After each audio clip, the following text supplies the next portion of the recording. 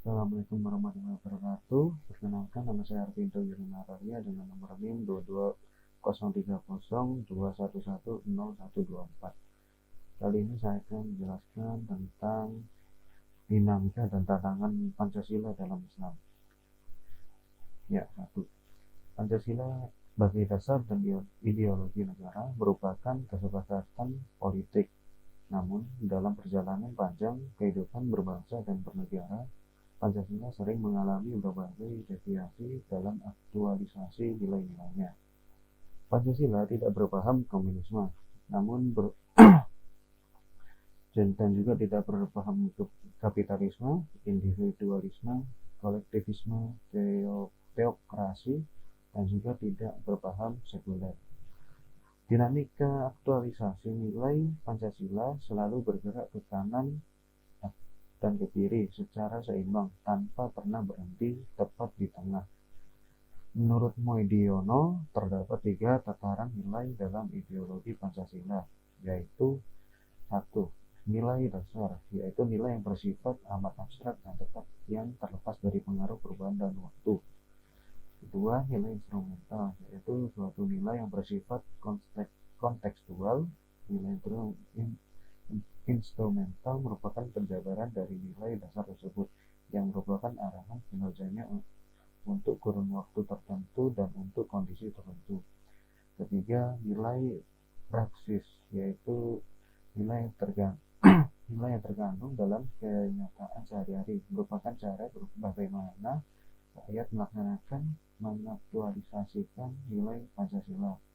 Nilai praksis terdapat pada demikian banyak wujud penerapan nilai-nilai Pancasila, baik secara tertulis maupun tidak tertulis, baik oleh cabang eksekutif, legislatif maupun yudikatif, oleh organisasi kekuatan sosial politik, oleh organisasi kemasyarakatan, oleh badan-badan ekonomi, ataupun oleh pimpinan. Di setiap Pancasila, di setiap dalam Pancasila memiliki arti. Di setiap sila dalam Pancasila memiliki arti tersendiri yang sejalan dengan nilai-nilai Islam tertentu, yaitu sila yang ke-1, ketuhanan yang Maha Esa. Dalam sila ini menyatakan adanya ketuhanan yang juga satu, meskipun berbeda agama. Allah tidak pernah memaksakan hambanya untuk menyembah kepadanya, karena kesadaran akan bertuhan merupakan fitrah.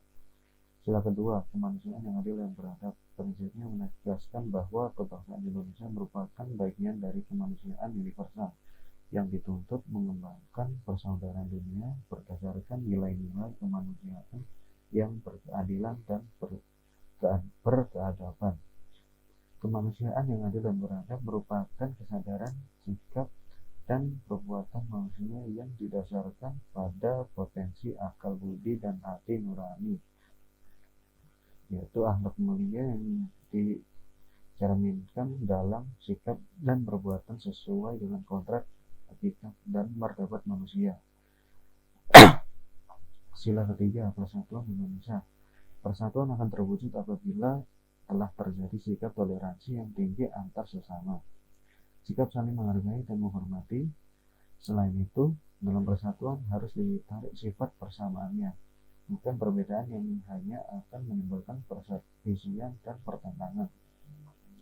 Sila keempat, kerakyatan yang dipimpin oleh hikmat kebijaksanaan dalam permusyawaratan dan perwakilan, yaitu merupakan musyawarah yang menanyakan pendapat mereka. Setiap orang akan berusaha berpikir keras untuk merumuskan pendapat yang terbaik dalam hati mereka, sehingga mereka dapat mencurahkan pendapat yang ada di dalam hati mereka masing-masing dan tidak ada perbedaan tidak ada hak istimewa yang berlebih dalam satu sisi. Jadi semua orang berhak untuk menyampaikan pendapatnya masing-masing. Yang kelima, keadilan sosial bagi seluruh rakyat Indonesia. Di sila ini menjunjung tinggi akan keadilan yang merupakan, dan keadilan ini juga dapat memerlukan bentuk amal yang dekat dengan ketakwaan. Dalam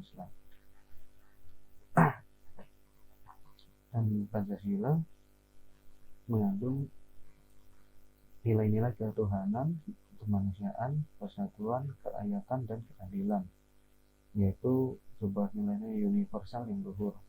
Pancasila tidak akan menjadi agama dan tidak akan menjadi ideologi, tetapi secara substansial Islam dan Pancasila merupakan kesatuan yang utuh dalam artian nilai-nilai dan kandungannya.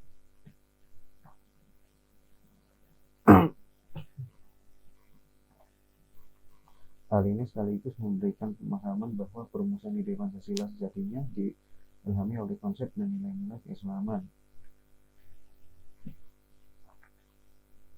Penegasan ini berdasarkan pemikiran bahwa yang dimaksud nilai-nilai Pancasila bersesuaian dengan Islam tanpa harus menjadikan Indonesia sebagai negara Islam secara formal. Pemikiran ini pula sangat mengajarkan bahwa nilai-nilai Islam dapat tumbuh dan berkembang pada sebuah negara yang tidak menegaskan sebagai negara yang berafiliasi pada Islam.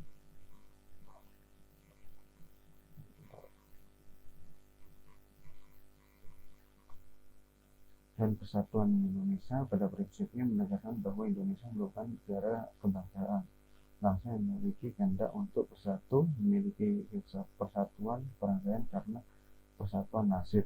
Persatuan berarti menyeratkan arti adanya keragaman, bukan berarti memaksakan persamaan, yaitu Bhinneka Tunggal Ika.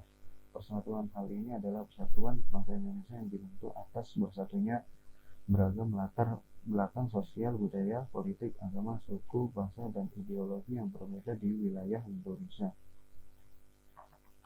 Dan itu saja yang dapat saya sampaikan mengenai pemahaman saya mengenai dinamika dan tantangan Pancasila dalam Islam.